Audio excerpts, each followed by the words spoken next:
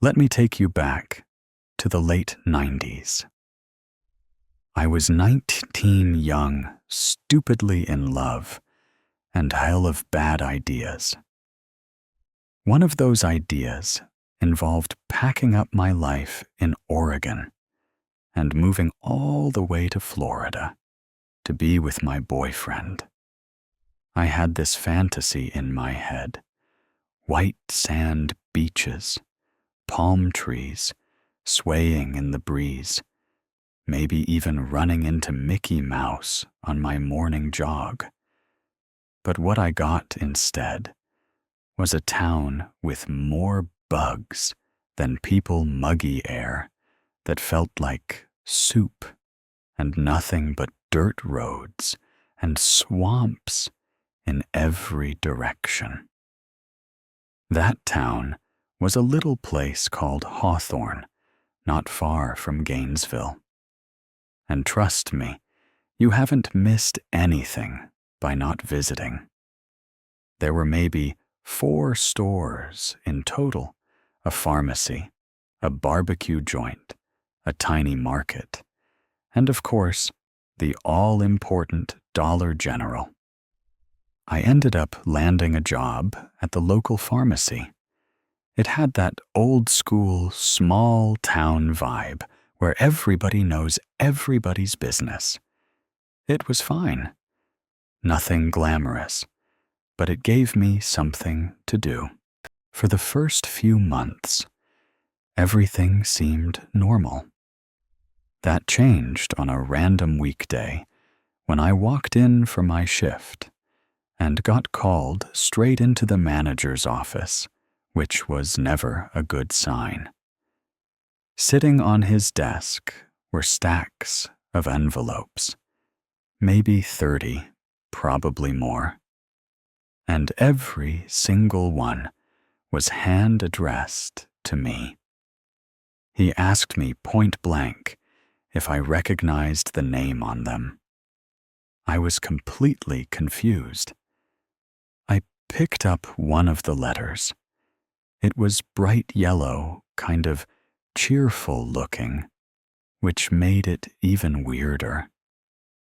Inside were a couple pages of handwritten notes and a cutout from a magazine, a picture of a woman who looked a lot like me. The content was unsettling, to say the least. It was someone fantasizing about spending time with me. Some parts were romantic, but a lot of it crossed into uncomfortable territory, talking about my hair, how it smelled, how it looked in the moonlight. Stuff like that. The name on the letters was David. I recognized him almost immediately. He was a regular customer, always coming in for Diet Coke and meds for his mom. Tall, skinny guy, messy blonde hair, huge glasses, probably in his late 20s.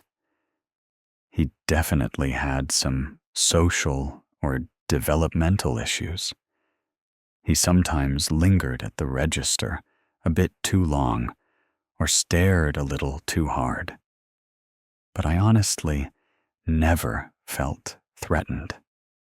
A couple weeks earlier, he even touched my hair gently, like he was trying to feel the texture. Creepy, yeah, but I just chalked it up to him being awkward and weird. I told my manager all of this. He said David wasn't allowed back in the store and told me to take the rest of the day off while they sorted everything out. I didn't think much of it. I went home, weirded out, but not scared. That changed very quickly. About 2 hours later, there was a knock at the door. Not just 1 or 2 people, but like a whole tactical team. I looked through the window and saw guys in body armor, officers in suits, and enough firepower to take down a small country. When I opened the door, a female officer was holding some of those letters and asked if they could come in and talk. I was mortified, especially knowing half the town probably already read them. We sat down in my living room. While she started talking, I noticed my boyfriend, who, by the way, was a complete jerk through all of this, glaring at me from the bedroom, like I was the one who invited a stalker into our lives. The officer explained they had confronted David earlier that day at his house, trying to officially issue a trespassing order. But things escalated quickly. Apparently, he completely lost. It had went on this rant for 45 minutes, claiming I wanted to talk to him, that it was all just some misunderstanding. He refused to back down. That's when they started considering more serious charges. And then she dropped the bombshell. When David was 12 years old, he had actually killed his mother. Not just that he had partially dismembered her too. He'd only been released from a juvenile psychiatric facility a few years before I ever met him. So that Diet Coke run, yeah, probably not for his mom anymore. She also said they found a bunch of disturbing material at his place. They didn't go into detail. The very next day, David was back in the Eckerd's parking lot, just sitting there like nothing happened. That led to his arrest for stalking. I never got to read all the letters. They were taken as evidence. And I never found out exactly what they discovered at his house. My boyfriend kept being a jerk about the whole thing, acting like I brought it on myself. So within a week, I packed my bags and went straight back to Oregon. Even now, after all this time, I still wonder what would have happened if they hadn't caught him when they did. It gives me chills just thinking about it.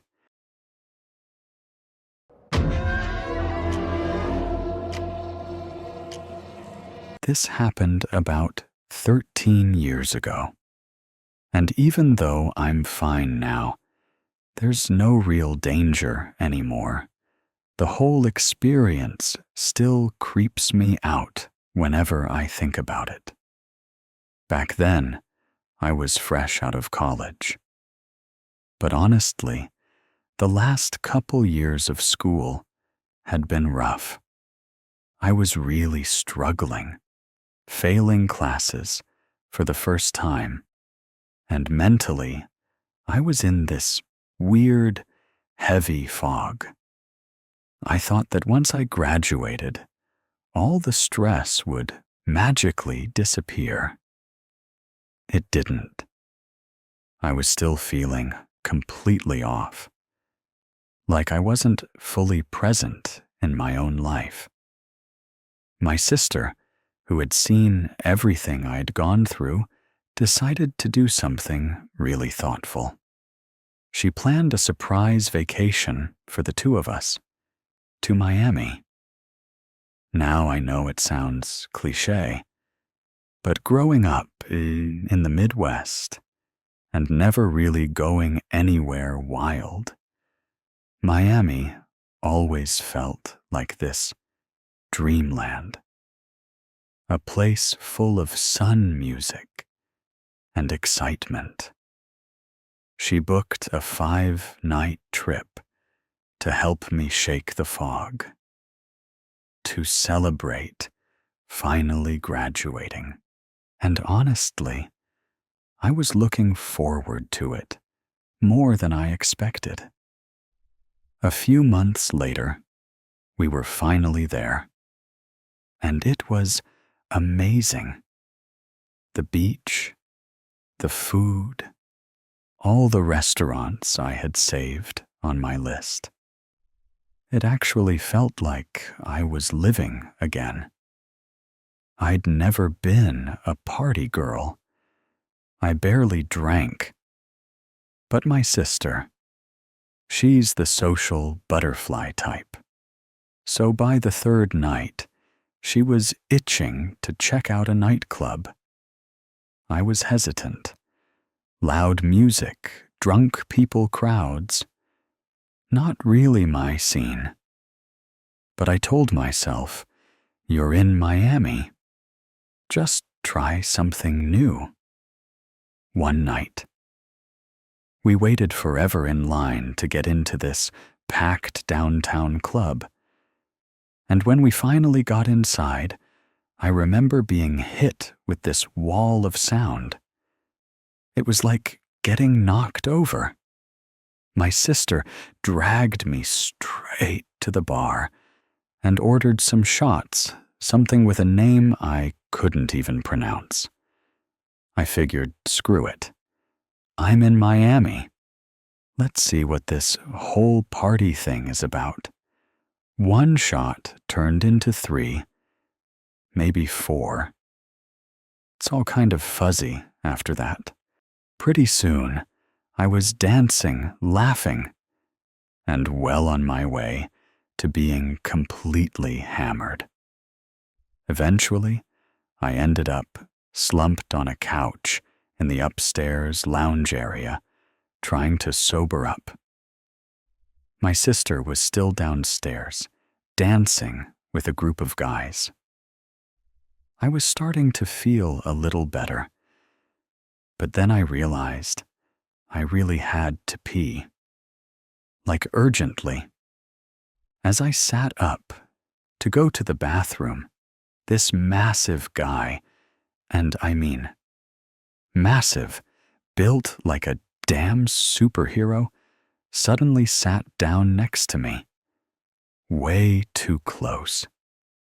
Practically pinning me to the couch. I remember his leather pants pressing into my leg. At first, he seemed kind of charming, flashed a smile, leaned in, and said something like, "Leaving already?" I gave a little laugh and tried to stand up. But then he grabbed the fabric of my dress and yanked me back down. Just like that, his entire vibe changed. With this dead serious tone, he said, "I don't remember giving you permission to leave, bitch." Even with how drunk I was, that line cut straight through the fog. I snapped into alert mode. I didn't care how huge he was. I was getting out of there. I tried again to stand, but he got more aggressive.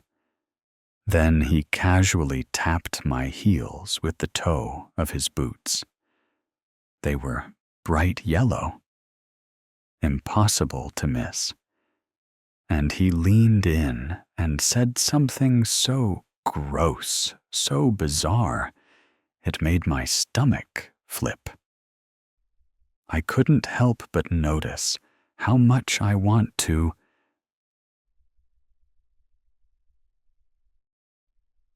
your feet. That was it. I slapped him, stood up, and stormed off, shaken, but relieved to be back in the crowd. I told myself, there are people around. You're fine. Nothing bad can happen in a place this packed, right? But then I heard him laughing, loud, deliberate. And then he yelled something I will never forget. I'm trying to decide if I want to keep your feet after I cut the rest of your sexy body up into little pieces. I went cold. My legs moved before my brain did. I rushed toward the stairs, scanning the crowd for my sister. I couldn't see her. I pulled out my phone, missed call from her. I ducked into the bathroom, thinking I'd be safe there for a second. I found a stall, locked the door, and hit call. Then I heard the bathroom door swing open. Someone walked in and entered the stall right next to mine. I glanced down, and I saw them. Those same bright yellow boots. I froze. He didn't say anything, didn't move, just stood there, silent. I held my breath, completely still, praying someone else would walk in, that he would leave, that something would break the silence. Then the bathroom door swung open again. Without thinking, I bolted, out of the stall, through the door, straight out into the street. By some miracle, thank God, my sister was right outside, trying to call me again. I ran to her, grabbed her arm, and just said, "We need to leave. Now." We got back to the hotel safely. I told her everything. She wanted to call the police. But I was too shaken, and all I wanted was to get the hell out of Miami. We changed our flight and left the next night. For years afterward, I kept checking news sites and forums, hoping maybe I'd see his face, that he'd show up in some arrest report. But he never did. I still don't know who he was, or what he really intended to do. Maybe he was just a psycho messing with me. Or maybe it could have been something much, much worse. That night stuck with me. Not just because it was terrifying, but because it made me realize how fast things can flip. From fun to something truly dangerous when you least expect it.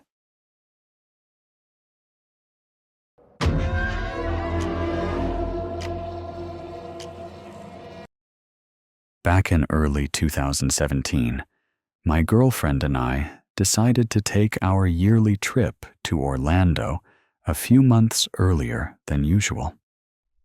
I've been a lifelong wrestling fan, the kind of kid who had all the action figures, the belts, the posters. That year, WrestleMania 33 was happening in Orlando. Honestly, it felt like fate. It was the perfect excuse to finally go and cross it off my bucket list. It didn't take much convincing to get my girlfriend on board, especially when I threw in a few days at Disney and Universal. Win-win. WrestleMania itself, insane. The energy, the crowd, the matches, it was everything I'd hoped it would be. But the night didn't exactly end on that same high note. Once the event wrapped up, the stadium just exploded with people trying to leave all at once. We were all scrambling to get rides back to our hotels.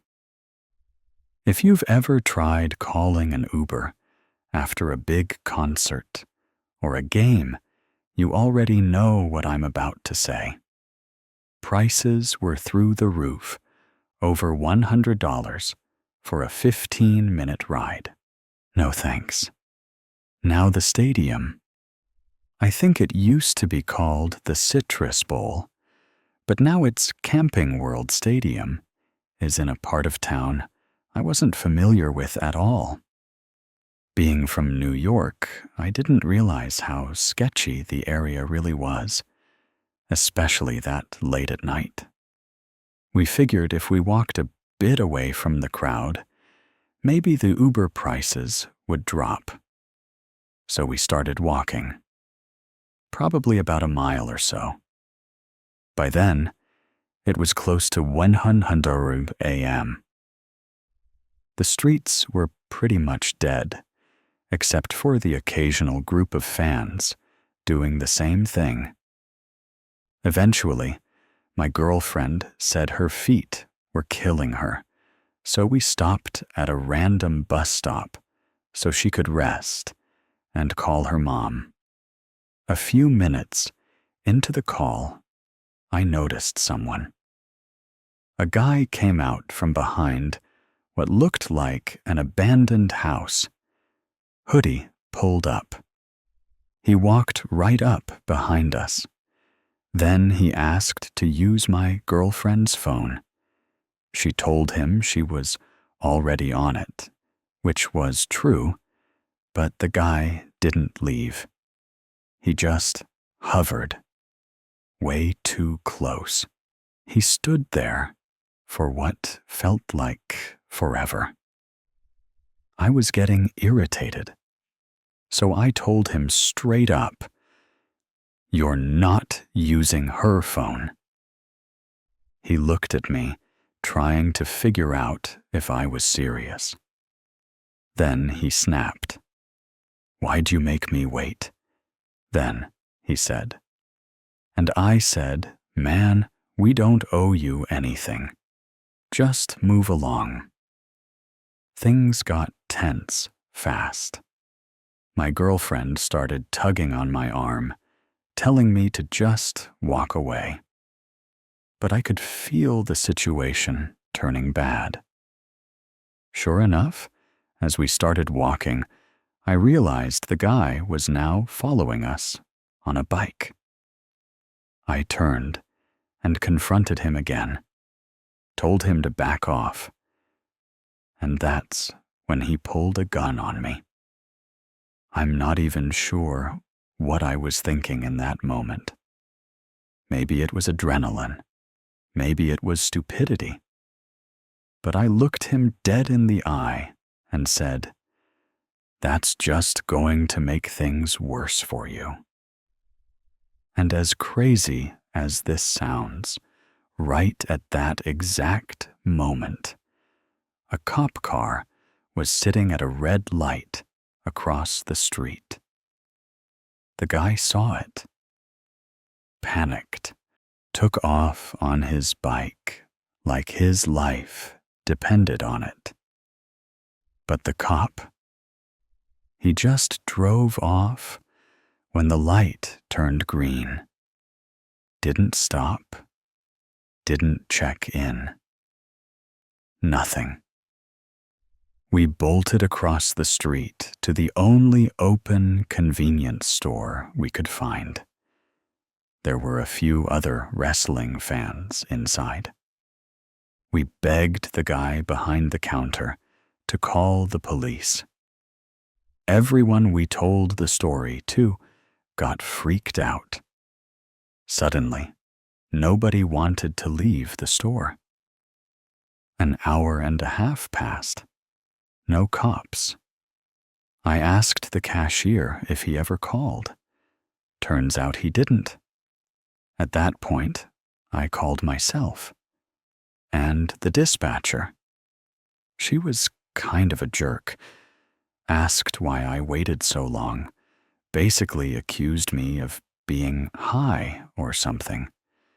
Then she actually told me to go back to the spot where the guy pulled a gun on us to check the street name. I said, "Are you serious? I'm not going back there." The cashier offered the store's address and explained everything, which helped. Eventually, a cop finally showed up. And get this. It was the same one from the red light earlier. He said he saw us, said he saw my girlfriend waving at him. But he didn't think much of it. "Thanks for nothing, officer." He pulled up a photo on his laptop and asked if the guy in the picture looked familiar. It was 100% him. Turns out, about 10 minutes after he bailed on us, he pulled the same move on another couple. Only this time, they handed over their phones. He robbed them at gunpoint. Took the girl's purse, too. The officer ended up ordering us an Uber on the department's tab and sent us back to our hotel. My girlfriend was pretty shaken up. Honestly, she still brings it up whenever we talk about that trip. According to her, we almost got shot because I couldn't keep my mouth shut. And maybe she's not wrong. But if there's anything I learned from that night, it's this: always research the area you're visiting, especially if you're planning on walking around late. Some places change real fast when the sun goes down.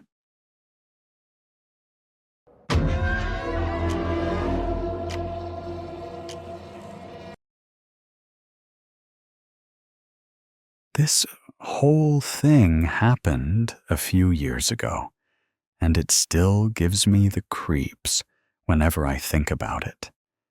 My best friend does influencer stuff, not on a huge scale, but she has a solid enough following that she gets free products and the occasional sponsored trip. At the time, she was still working full-time, but she had started to dip her toes into the content creator scene on the side. One day, she got a DM from a hotel in Miami offering her a free stay over Memorial Day weekend. All expenses covered in exchange for a few Instagram posts and stories. They even said she could bring along another female friend. Since it was her first brand trip, she didn't really know what to expect. They sent her a contract that, looking back now, seemed pretty shady. But we didn't know better. According to the contract, she'd have to pay for her own flight and would be reimbursed after she arrived. Apparently, it was to prevent people from accepting the ticket and bailing last minute. She invited me instead of another girl. I'm gay, and we've been best friends forever, so she figured it wouldn't be a big deal.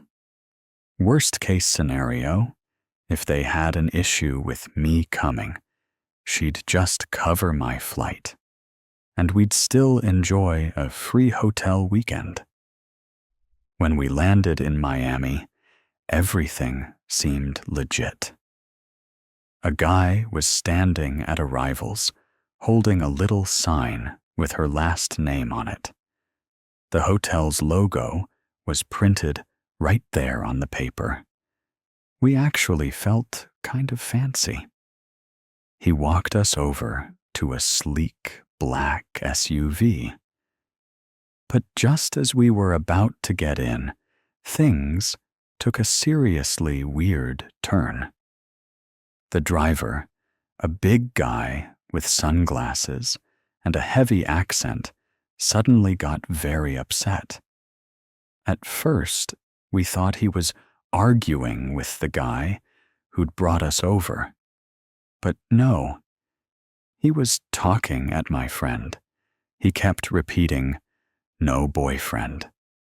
Hotel, say 2 girls. 2 girls, not girl and guy." He was demanding to know where the other girl was. Why had my friend lied? We just stood there, stunned, like what the hell was going on? Then the guy who had escorted us started yelling at the driver in a language we didn't recognize. Later, we found out it was Portuguese. After a moment, he turned back to us and asked again, "Where is the second girl?" My friend was freaking out, trying to explain that she was the influencer they'd invited, and I was just a friend, not her boyfriend. That's when things got scary. The man in the passenger seat suddenly got out, threw our luggage out of the car, cursed at us, and got back in. Then the SUV sped off. Just like that, we were left standing there on the curb, totally speechless. Of course, my friend started emailing the woman she'd been talking to, someone named Melissa from the hotel's PR team. But there was no reply. We didn't know what to do. Should we just go to the hotel anyway? So we grabbed a cab and headed there, hoping it was all just some huge miscommunication. But when we arrived, everything suddenly clicked into place. The hotel wasn't even the same hotel anymore. It had been rebranded, new name, new ownership, new staff. Everything had changed. When we showed them the Instagram account that had contacted her, they recognized it. It had belonged to the old hotel, the one that had been there before the renovation and management change. None of the current employees had anything to do with it. Someone, either from the old team, or maybe even someone who hacked the account, was using it to bait influencers. The account had around 1,000 followers and a legit-looking feed. It was easy to fall for. After we realized how close we came to something truly dangerous, my friend broke down. She cried the whole night. She felt violated, stupid for not seeing the red flags. We reported everything to the police and even spoke to a detective, but in the end, nothing came of it. They tried tracing the account and tracking who might have been behind it, but they hit a dead end. The Instagram account disappeared shortly afterward. We never heard from Melissa, or whoever she really was, ever again. And what still haunts me to this day is this: what would have happened if my friend had brought another girl instead of me? It's so clear now that whoever set this up had bad intentions. If they were expecting 2 young women to show up alone, it's terrifying. We narrowly dodged something awful. And I think about that a lot, how easily it could have gone the other way.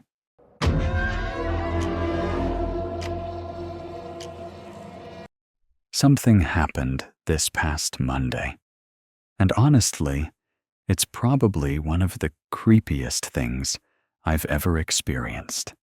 I'd been working out in the field all day with some coworkers, and when we got back to the hotel that evening, one of them, Rebecca, and I headed up to our rooms. As I unlocked my door, I casually looked inside and instantly noticed movement in the bathroom.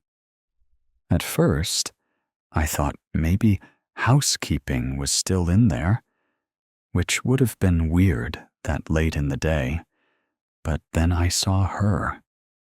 A woman. She was holding my bag, the one with all my clothes in it. I froze. I turned to Rebecca, trying to stay calm, and said quietly, "There's someone in my room, and she's holding my stuff." I stepped inside and asked the woman what she was doing. She looked startled, completely flustered, like a deer in headlights. She started rambling something about how her key still worked, and that's how she got in. She quickly dropped my things and began fumbling through her purse and a plastic grocery bag. I was still in shock, trying to keep up with what was happening. When I asked what was in the bag, she insisted it was hers and opened it to prove it. I didn't recognize anything in there, even though everything in me knew something was totally off. I let her leave. I think I was still trying to process the fact that a complete stranger had been in my room with my stuff. After she left, I walked further inside and realized the place had been rummaged through. Not totally destroyed, but clearly gone over. My electronics were still there, which was a relief. But when I checked the bathroom, I saw that my clothes had been shoved into my bags haphazardly. Even my bikini and underwear had just been tossed in, like someone had packed in a hurry. And then I saw it. My passport buried under everything. And my medication bottle. It had been opened. That's when the shock wore off. I snapped out of it, ran out of the room, and started looking for the woman. I checked the laundry room, walked around the outside of the hotel, but she was already gone. Rebecca and I immediately went to the front desk to report it, and then we called the police. While waiting for them to arrive, we went back up to my room. That's when I noticed something strange on the bed. A small metal bat, like a miniature baseball bat, but with a flashlight attached to one end. She must have left it behind in her rush. We also found a necklace that must have slipped out of her bag. I was mostly stressing at that point about whether she had taken my meds, because I really need them. The police eventually showed up, took our statements, and looked around. I pointed out something odd. There was drywall dust in the sink. Seemed weird, but nobody really paid much attention to it. There were no signs of forced entry, no broken locks, no tampered windows. The hotel insisted it was impossible for an old key card to still work, but we all just kind of shrugged and assumed that somehow it had. More officers came by later in case she was still nearby, but there wasn't much they could do. After they left, I sat down and started calling people to let them know what had happened. As I was talking, I couldn't stop staring at that drywall dust in the sink. Something about it just didn't sit right. Then I looked at the mirror above the sink, and it clicked. I grabbed Rebecca and asked her to help me take the mirror off the wall. And when we did, no joke behind it, was a hole just big enough for someone to crawl through. A hidden space between the walls. I bolted downstairs and flagged down the officers who were still in the parking lot. One of them gave me this skeptical look, like, really? But the younger one agreed to come take a look. They came back upstairs, peeked through the hole, and what they found was insane. Inside that wall cavity, there were blankets, pillows, cigarettes, clothes, even a toothbrush. This woman had been living behind my mirror, actually staying in the walls with full access to my room, whenever she wanted. Turns out, the building had this weird crawl space about 2 feet wide, left over from some unfinished renovation. They had just slapped mirrors over the holes instead of properly sealing them. One of the officers radioed the guy who had first responded and told him what we'd found. All we heard on the other end was, "No way." He came back, saw it for himself, and was just as stunned. We packed our things and got out of that hotel immediately. Looking back, the worst part is I remembered how during a previous stay at that same place, I had randomly smelled cigarette smoke and assumed it was just coming through the vents. Nope. It was her. Smoking. Just a few feet away, on the other side of a mirror. She probably had access to other rooms too, which is absolutely terrifying. And the more I thought about it, the more I realized how many times she might have been in my room before when I wasn't around. It's a miracle nothing worse happened.